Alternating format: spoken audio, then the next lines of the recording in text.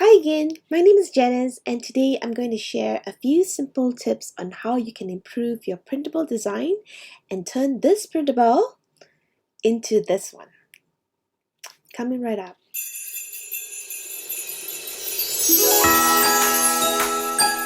Hello! Today I'm going to do a bit of a critique on a printable design which I came across on Pinterest. This design was taken from this lady. She has an Etsy store and it is called Fresh and Organized. So I'm taking this design from her. I just was looking through all sorts of printables and I just came across this printable. This is not a bad design.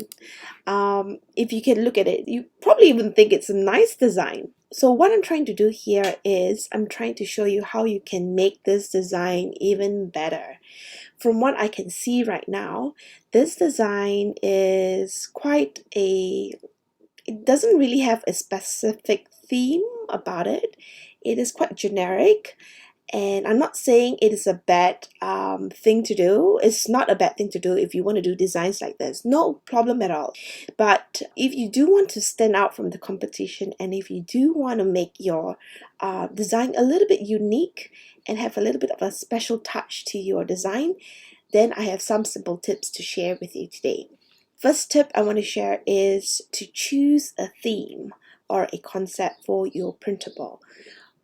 Right now is really quite a simple generic design, which is fine, and you can see that there's a little bit of a feminine touch here. And when I say feminine touch, the colors that she chose is quite like the pastel looking colors, and so you can see that it is quite a feminine design. Now I want to compare with this design that I've created. This is it's the same design, well sorry, it's the same kind. I'm just copying what she's done here, so I just want to improve that design by really choosing a theme for this design. And you can choose a theme or a concept like a feminine concept, a fun and casual, or a Hygge type of concept for your printable. So I didn't really know about this until like somewhere this year.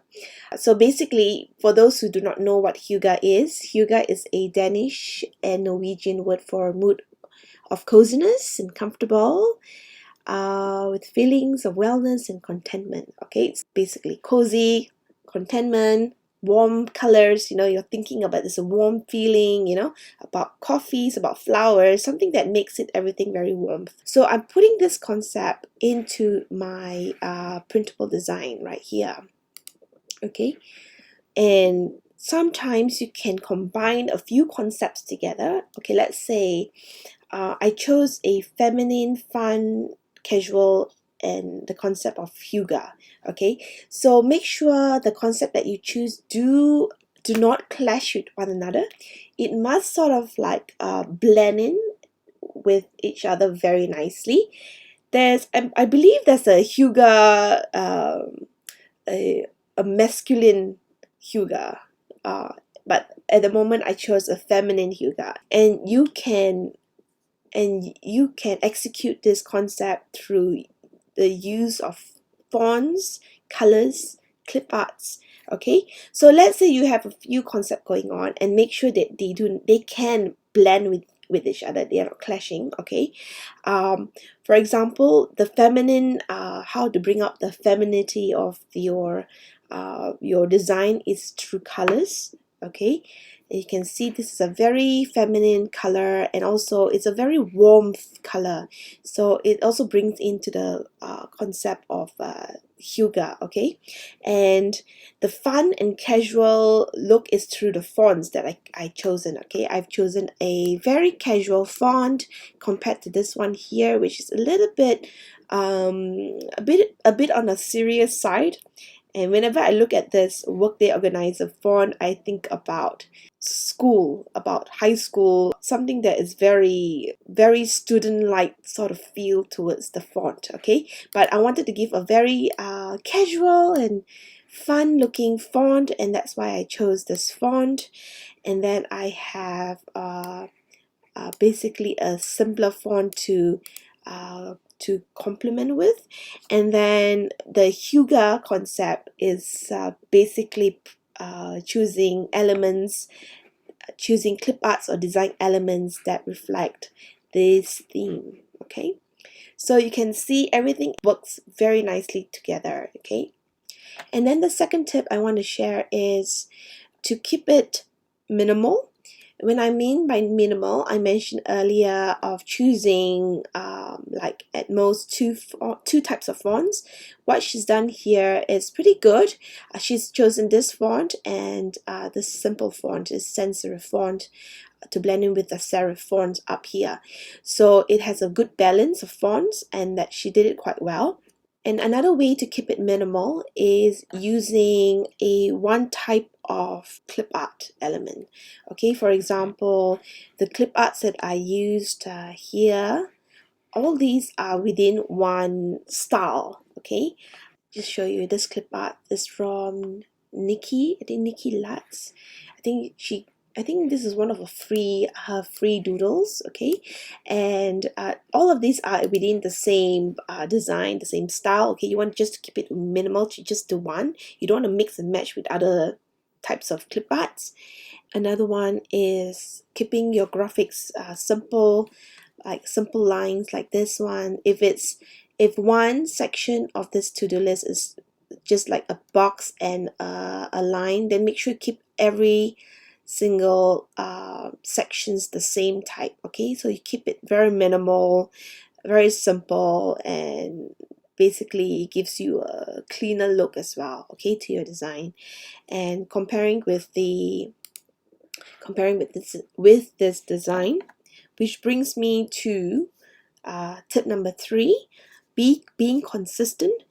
So at the moment I am seeing different types of colors. The colors I think is fine on its own, but it's just that you can see there's dotted lines here, and there's solid lines here, and then again dotted lines here. So I would say if you want to keep it simple, that is not the best way to approach this.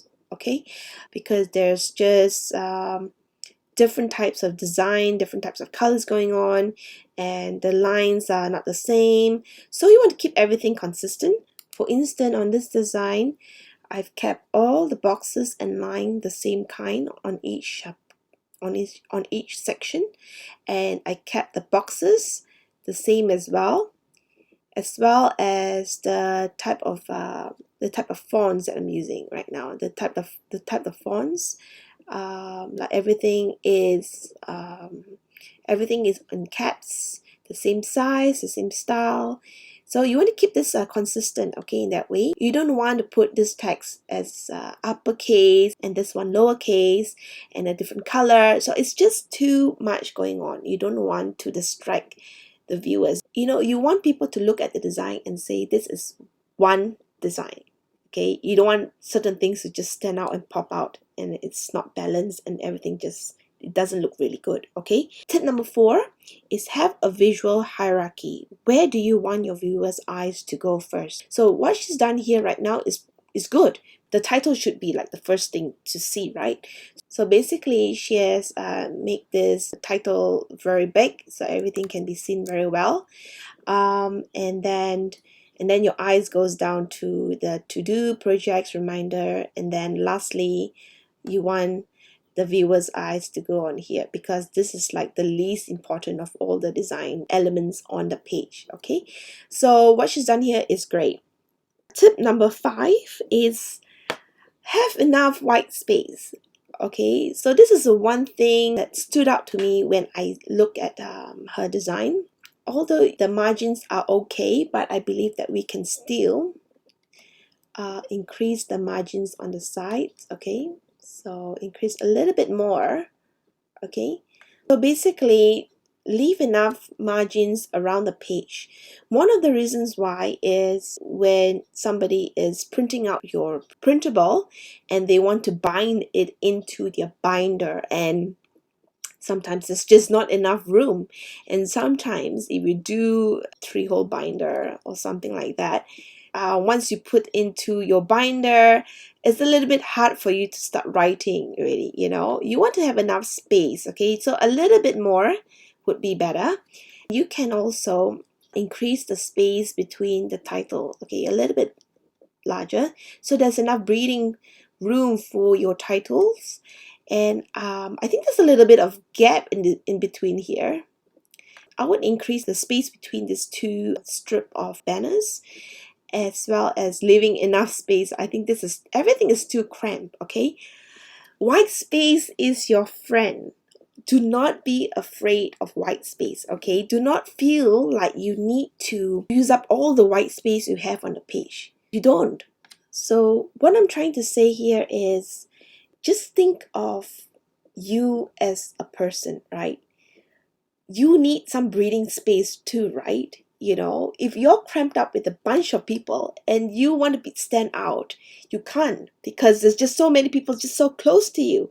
So you need some space, some breathing room, so that you can actually see yourself. Basically, you can see the whole person, right? You have more focus on that person. And like this design right here, okay, you can see there's enough breathing space, and then I can see my element here, okay, and then here you can see each element really nicely. When you look at the design, there's a lot of breathing space. It's so much more pleasant to the eyes, and it's more comfortable to look at. Right here, right now, this design is it's just too cramped. Everything is cramped up with each other, and it almost feels like it's so bad to have some white space around. Okay, so white space is your best friend, and having enough space actually makes a big difference to your design. Trust me on this. All right.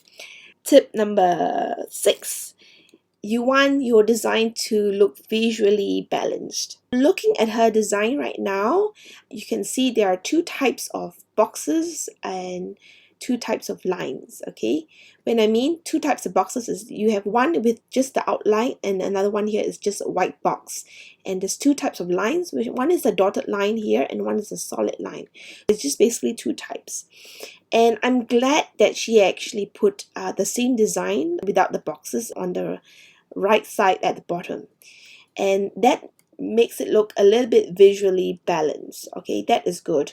Although I personally would just stick to the same design, like when I say be consistent, you know, the same box and the lines. But I'm glad she does this because it does look visually balanced. Another way is how you place your graphics on the page. If I were to put just these 3 elements, 1, 2, and 3, without the bottom bit, okay, you will notice that the design really feels like something is missing, right? So once I put this here, it makes your design looks more complete and looks much more balanced on the page as well. You don't feel like something, you almost felt like these elements are going to drop anytime soon, okay, without this element here. This is how I feel when I design.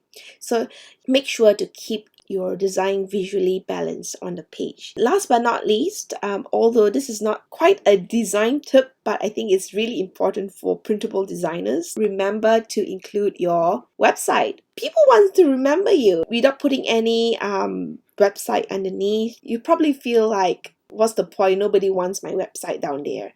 But hey, look, you're the designer. You can do anything you want. And plus, if they do want to find other designs, you could go back to your website and look for more options, you know, more planners basically. Remember to include your website. It is so important as a printable designer.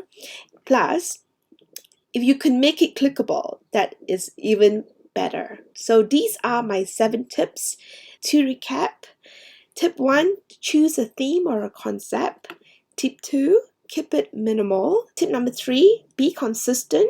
Tip number 4 is to have a visual hierarchy. Where do you want your viewers' eyes to go first? Tip number 5, have enough white space. Remember, white space is your friend. This is one big tip that will actually make your design look visually pleasant. Tip number 6, make sure to keep it visually balanced. And number 7, remember to include your website. Okay, so here are my 7 tips, and I hope they are going to be really helpful for you. And I hope these tips will really help you to be more mindful when you design your printables. Thank you for watching, and I'll see you in the next tutorial, part 2, where I will show you how I designed this workday organizer using these tips from this tutorial.